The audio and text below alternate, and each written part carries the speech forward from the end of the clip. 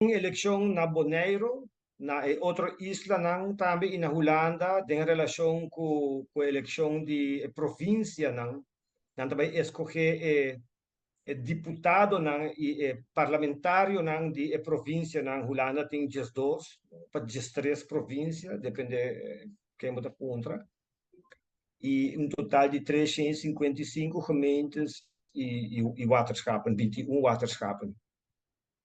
Então, a eleição aqui está praticamente é mesmo um sorto de eleição que está tomando lugar, com a diferença que cada província está guardo elegir a base de cidadão não que está viva tem a província aí.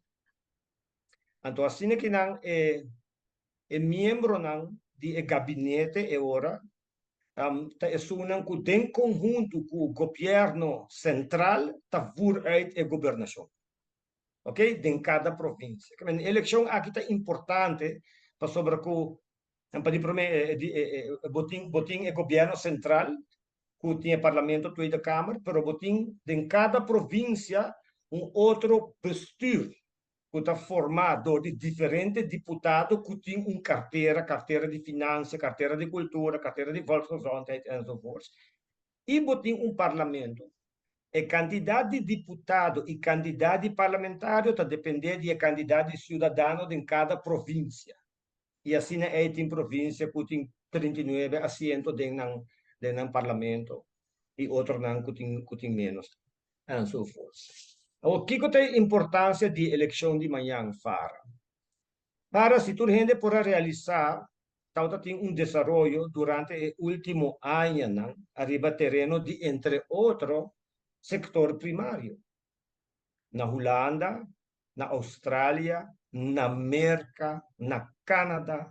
O por mira diferente manifestação grande caminho que é puro é agricultor é cuidador de bestia a subicaia bloqueia caia massa formal sobre entre outros na Holanda governo holandês a proponer para quitar terreno for de burro e para usar isso aqui para construção de casa entre outros. Então, para o gente que não sabe, Holanda está onde é exportador de comida mais grande no mundo.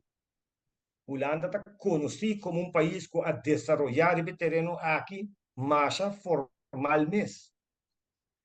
Essa aqui também está pondo que, mirando o desenvolvimento do governo, caminho que também para e por não há caído em bom terra cerca do povo holandês, a eleição de manhã, botin diferente grupo não que está fazendo peiling, não? Não quero que não está com essa curva predecir, o que também passa amanhã?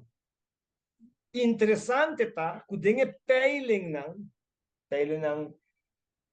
de entre outros Maurice de Hond, tá mostra que o governo atual, ora comparar o resultado de eleição de 2021 de governo com a eleição de província que toma lugar amanhã, o governo atual lo perde 55 assentos.